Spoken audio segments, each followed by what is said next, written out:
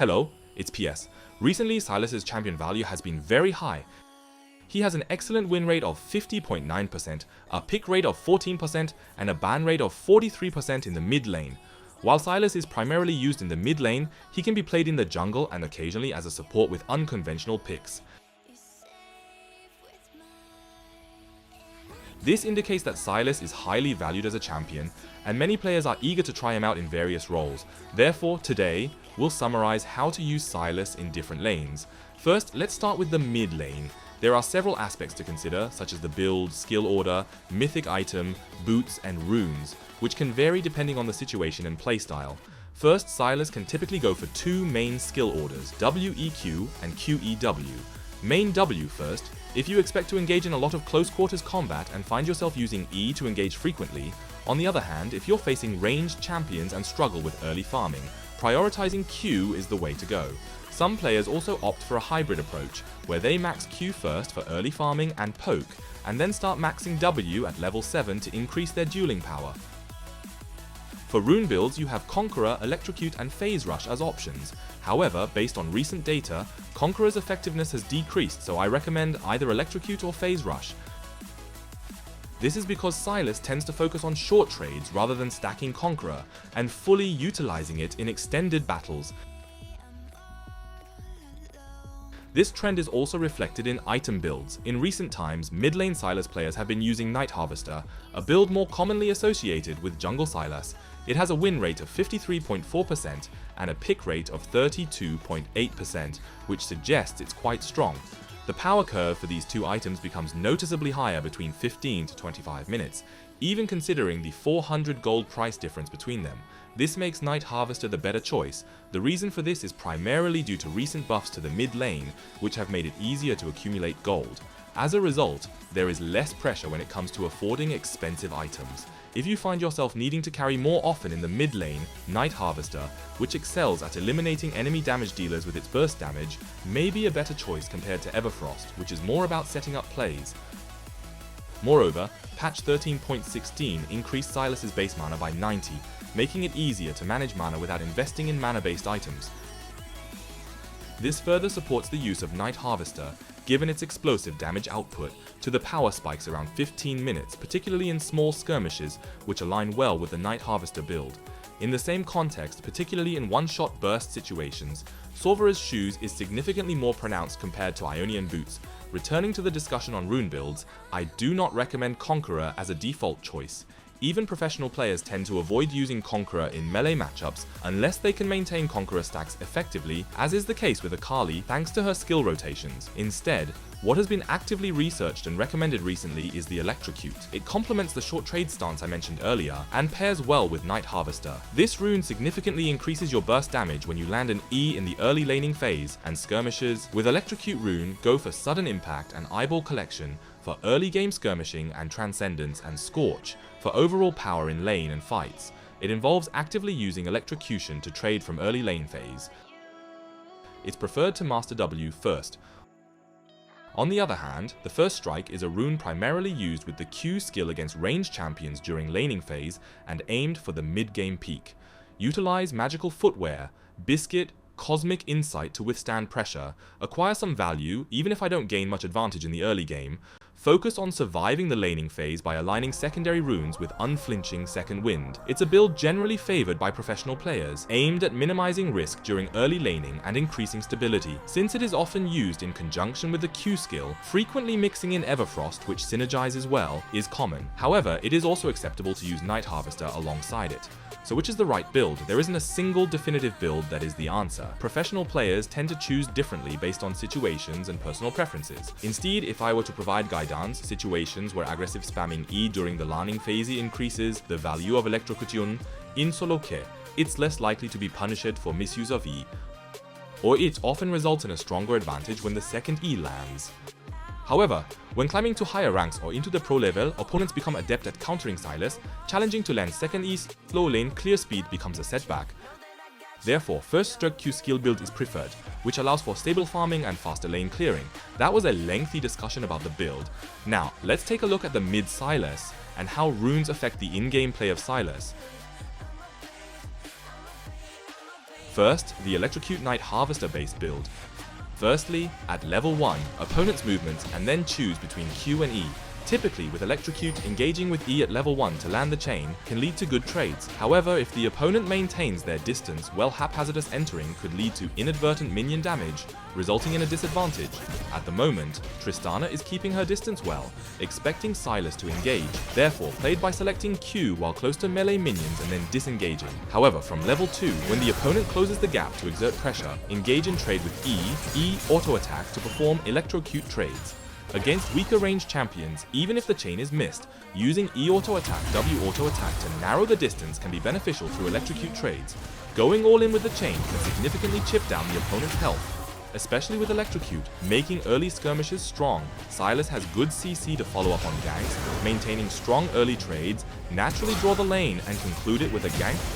Regarding skill details, after entering with E' deliberately avoid using the chain and opt for flash W to close the distance decisively. Even after sticking, refrain from using the chain, forcing Tristana's movement and waiting for it to use flash. Not using the chain till the end ultimately forces the opponent to use flash, enabling your jungle to land their skills. By closing the distance, if flash is used, follow with the chain. If waiting for the chain, you present two unfavorable choices. Close in and be chained or lose health during this time. Playing to force opponent movement and cooldowns are either then hastily using the chain allows for more effective gank follow-up. After Knight Harvester, the full Electrocute combo damage becomes really powerful. The damage is tremendous even without second Q landing. Since this is a high peak build right after completing the first core, game plan is to target enemies in small skirmishes and execute them in one go. With such strong skill cycles, just landing 1 or 2 skills when Shadow Flame is active can lead to a kill. Next, try to leverage this mid-game strength for snowballing kills. Next is the first strike Q skill build used in laning. As Akshan is strong in the early game, Sylas chose build with Doran's shield and second wind to endure as much as possible.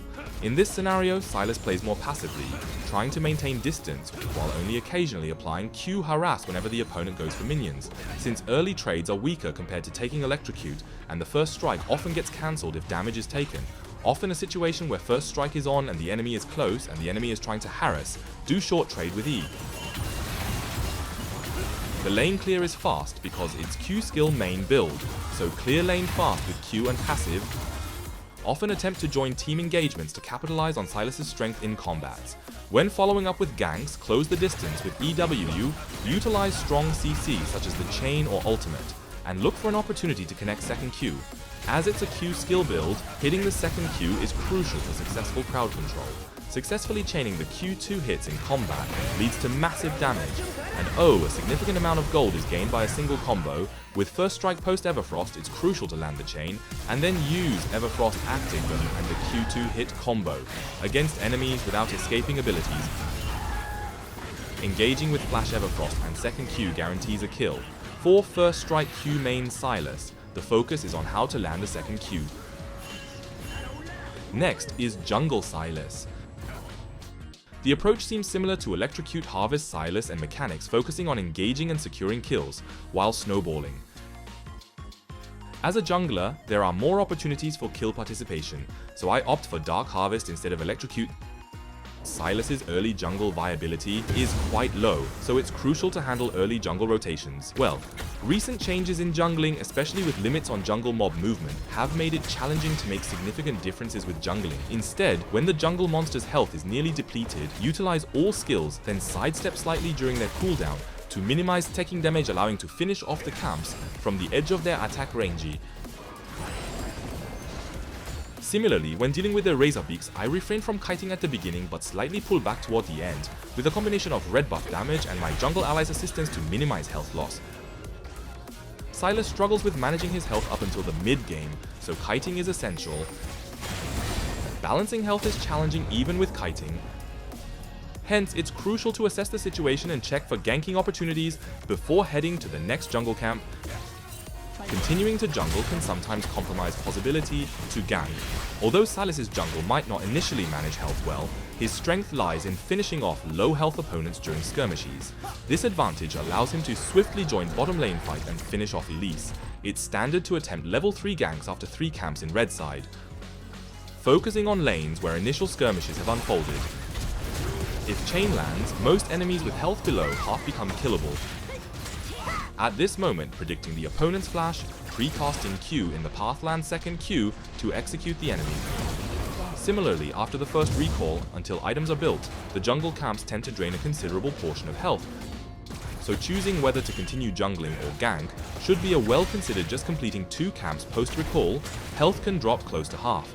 Hence, instead of taking the Gromp, Sylas opt to gank bottom where Nautilus has good CC for ganking.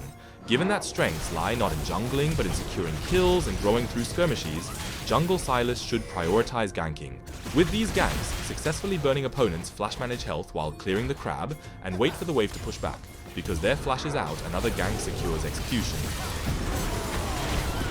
The gameplay is focused more on ganking and joining skirmishes rather than jungling. In an extreme case, even with a kill after first 3 camps, it opts to navigate towards bottom regardless of jungle camps. An intense bottom lane trade happened, while the opponent has to push lane, attempt to reverse gank, expecting Vi to be at bot. Fight didn't occur because Vi was found, but if reverse gank succeeded, it could pave the way for Sylas to snowball with subsequent kills. Sylas aggressively attempt dives, leveraging a strong skill combo when focusing with allies. The mindset is to land second E, which lead to execution. Sylas, with successful kills aiding in his growth, makes him exceptionally powerful during the early to mid game, always focused primarily on capitalizing on potential for kills. Finally, let's take a look at support Sylas. His pick rate is in the low 1% range, but it still demonstrates potential as a pocket pick. The recent exploration of Sylas as a support is due to the high value of many ultimate abilities in popular bottom lane supports like Blitzcrank, Pyke, Nautilus, Rakan, Alistar, and more. When Sylas manages to steal and use these ultimates, his efficiency is remarkable. Indeed, he can contest matchups against champions like Swain, Nautilus, Alistar, Blitz, etc. Sylas also excels against champions that are easy to take down in a single engagement when he initiates with his E. Although this might make the case for using Sylas as a support a bit ambiguous, his general champion strength, especially in the early to mid skirmishes, shows potential for an aggressive playstyle. Given his early skirmishing strength, when paired with champions like Jhin or Lucian, who can strongly contest the lane, there's a notable synergy. Support Sylas is divided into 2 build paths, usually between Night Harvester and Everfrost. Even if Night Harvester has higher value, it's a good choice to swiftly acquire Everfrost for its cost effectiveness if kills haven't been secured in the early game. Then, rushing towards the core items at 2-3 builds, focusing on items for taking aggro like Jonya. For skill and rune builds, Wmax and Electrocute are preferred to leverage early skirmish strengths. During the level 1 lane phase, don't overcommit to attempting aggressive trades with E. Instead, focus on central bush movements, trying to exert enough pressure to prevent the opponents from coming in. However, it's challenging to hit level 2 against ranged supports, so I wait patiently for levels 2-3, level 2, and if the enemy ADC is prone engage, that's the time to start looking for engagement, although there's a risk when E is missed. The EW Electrocute combo damage potential is equally substantial. There was an opportunity to land the chains before the next minion wave arrived. Because Alimeth was far, Sylas had to withdraw, but it managed to lower enemy ADC's health. Upon re-entering after weakening the enemy, landing the chains can lead to an immediate potential kill. Hence, it's important to keep trying for trades despite the risks. Similar to mid lane Sylas, if mid Sylas scored a 1.1 trade and secured a kill with a follow-up gank, the bottom lane feels like winning a 2.2 skirmish. Chains from a bottom Sylas feel significantly threatening due to the lower levels of both sides and the possibility for focus fire from their allied ADC. However, if an early E is used and the chains are not hit, it can lead to retaliation and Sylas could lose his advantage as well.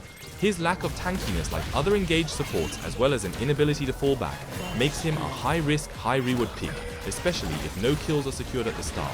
Nevertheless, even in a full HP skirmish with all the enemy's cooldowns available, landing the chains on an enemy Ezreal post level 3 can drastically chip away at his health. Early game damage is very strong, so after securing kills at the beginning, it's essential to keep pressing with damage while aggressively roaming mid to encourage engagements and snowballing.